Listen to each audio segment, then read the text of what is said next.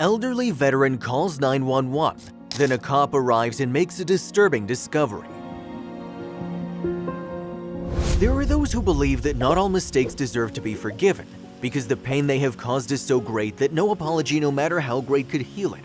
But what if the apologies are sincere and the mistakes they made are duly justified? Never say never, because although there are really unforgivable mistakes, we all deserve the opportunity to be able to apologize, even if that apology comes more than 50 years later.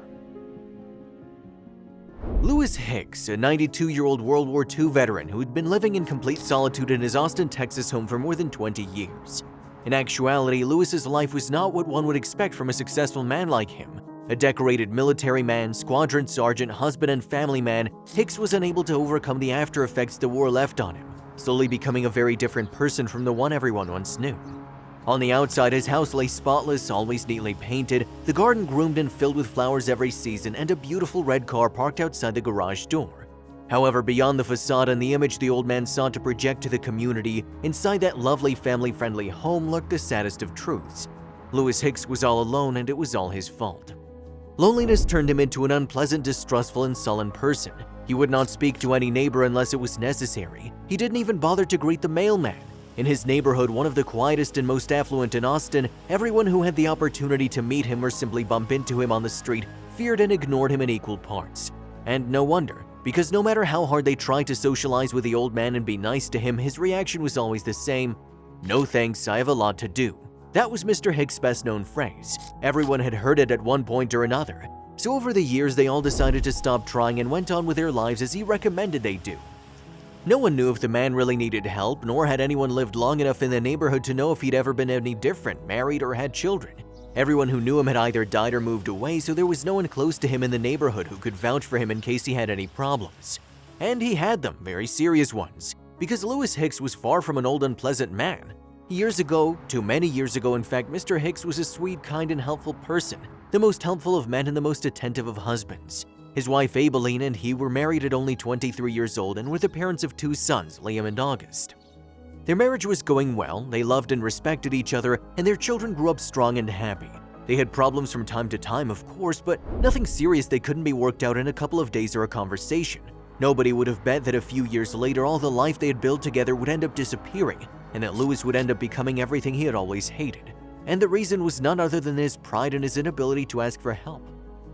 When he returned from his last war mission, Lewis was not the same. What he had experienced on the front lines had changed him completely, so much so that not even his family understood him, nor could they help him. He withdrew into himself and refused psychological help to talk about what he was feeling. He suffered from anxiety, insomnia, and bad moods became his usual state of mind. The army thanked him for his service to the country and decorated him, but nothing could change him. After becoming a war veteran, his attitude worsened to the point that even his wife did not feel able to talk to him. At one point, she was even afraid of him. Their relationship had become completely unviable. This caused the marriage to break up, and his wife, along with his 2 children who were already teenagers, left him alone with his demons. I hope that someday you'll be able to let yourself be helped, Lewis.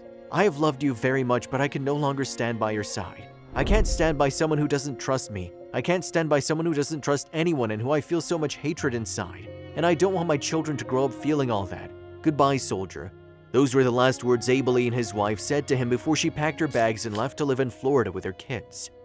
The departure of his wife and children only made the situation worse. It was the straw that broke the camel's back. Not only did Hicks not accept the help that other army buddies offered him, but he began to pick up some very bad habits that would end up bringing him down and pushing him away from everything. His addiction to alcohol and gambling caused all those who knew and cared about him at first to walk away and leave him alone. His inability to cope with his more than obvious psychological problems led him to an extreme situation from which he could no longer get out. A new and harsh reality in which he no longer had any friends or family to turn to, and in which the veteran ended up isolating himself completely. Unfortunately, it took many years for Hicks to realize how much he had lost simply because of pride. However, by the time that moment came, it was too late for him to ask for forgiveness and make amends for all the wrong he had done to those he loved most.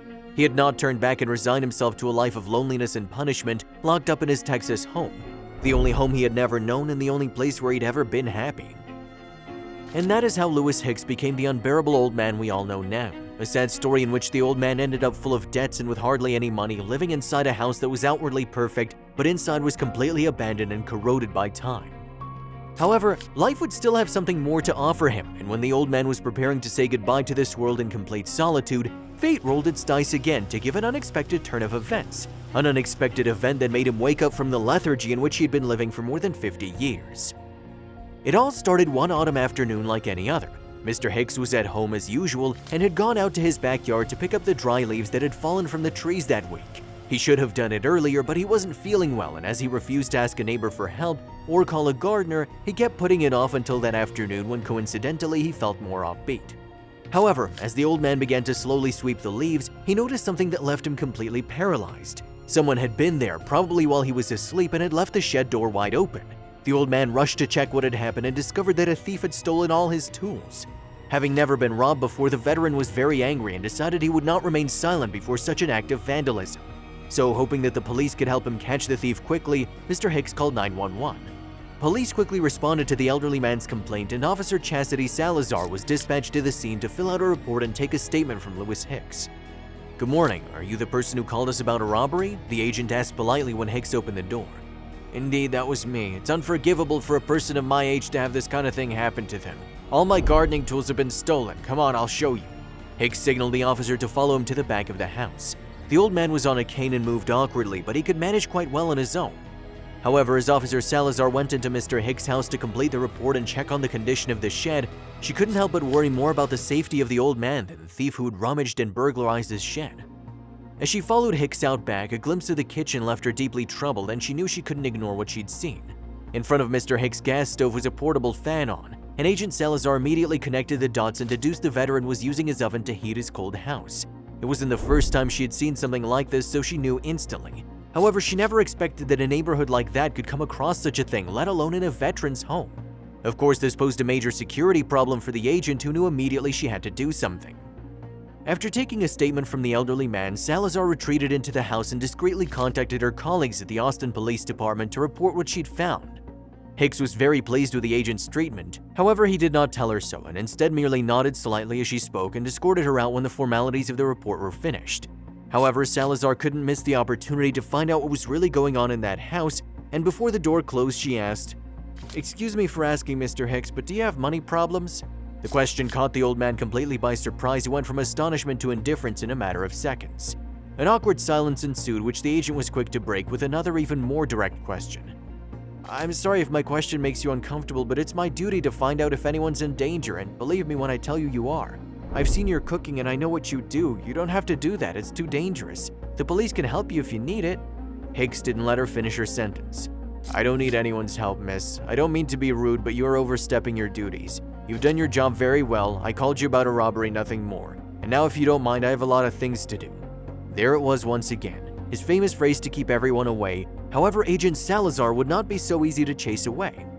"You can pretend all you want, but it won't work with me. I'm a policewoman and I come from a poor family. I've seen a lot of misery, a lot of mismanaged problems. Believe me, I know a problem when I see one. I'm going to leave now because I know deep down the situation makes you uncomfortable and hurts you, but it doesn't mean I'm giving up. Good morning, Mr. Hicks." The agent gently shook his hand and gave him a strained smile before turning, walking away to the car. That night, Lewis did not sleep well, and it was not because of the theft of his tools, but because of Salazar's words that kept repeating in his head. That young woman had realized he was in trouble, and despite being unpleasant to her, she had not left in anger, nor had she been frightened. Hicks felt a deep respect for the young policewoman's attitude and wondered when he would see her again. A question that didn't take long to resolve. For just 3 days after their first meeting, Agent Salazar showed up again at his door with a gift he would be unable to refuse. The agent had pulled all the necessary strings to get a new heating system for Hicks. After leaving his home, the officer and her colleagues contacted Austin Cops for Charities, Austin Police Association, and St. David's Foundation, and within hours they were able to get the veteran a brand new heater free of charge. When Lewis Hicks opened the door and saw what they'd brought him, he was speechless, and for the first time in more than 50 years he couldn't pretend and burst into tears. Salazar, who understood perfectly how the old man felt, simply waited on the doorstep while the old man composed himself. "You don't have to explain to me what's happening to you. I don't need to know the truth to help you. I've done what I had to do. I only hope you can enjoy this gift that the Austin Police and your charities are giving you. It's for you, Mr. Hicks," Salazar said kindly to the old man to take the pressure off. The police officers installed a new heater in the home of the old man, who was deeply grateful. So before she left, he asked her to come over so he could talk to her for a moment. "I was nasty to you. I practically threw you out of my house the other day and you gave me a heater. Why?" Hicks asked, intrigued. "Because a thing doesn't have to be true to seem true. My father left home when I was 9 years old. Can you imagine what my life was like since then? We were 5 siblings and my mother couldn't support us. At first she refused to ask for help out of pride, but then she had to give in because it was her pride or starve us to death. Her courage and generosity are my inspiration to be a better cop every day. So when I saw you needed help but refused to ask for it, I didn't hesitate to do what was necessary to protect you. I don't need you to be kind to know you're suffering. That is my duty to care for and protect everyone. It doesn't matter if they're nice or not, everyone deserves my help and you're no exception, explained the policewoman with a determination Hicks had already forgotten. You don't know how much I missed hearing that, officer. I think I'd forgotten everything worth fighting for and all to keep my pride. Your generosities reminded me that many years ago I was also like you, a brave soldier, but then I let myself be carried away by fear and I lost everything, confessed the old man. You still have time, as long as you remember there's one last chance. Don't forget it, Mr. Hicks, Salazar told him warmly before leaving. And he really had it. After his revealing conversation with Agent Salazar, the old man let himself be held by her and tried to contact his family again to apologize. Unfortunately, after 2 weeks of searching, they were found, but Hicks discovered that his beloved wife, Aibileen, whom he had let go one day without even trying to fight for her, had died 7 years ago from Alzheimer's. The good news is that their children were very well, both married with children themselves, and the two were still living in Florida. At first, they were very reluctant to talk to their father, feeling a lot of resentment for what happened, but after reading the apologies he sent them by letter, they decided to give him a chance to explain themselves.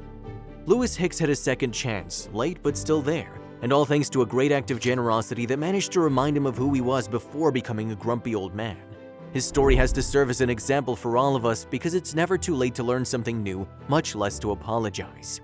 Did you like this touching and surprising story? If so, we invite you to leave us a comment expressing your opinion. If you want to continue enjoying inspiring stories like this one, subscribe to our channel or check out the other videos shown at the bottom of the screen. Thank you for your cooperation.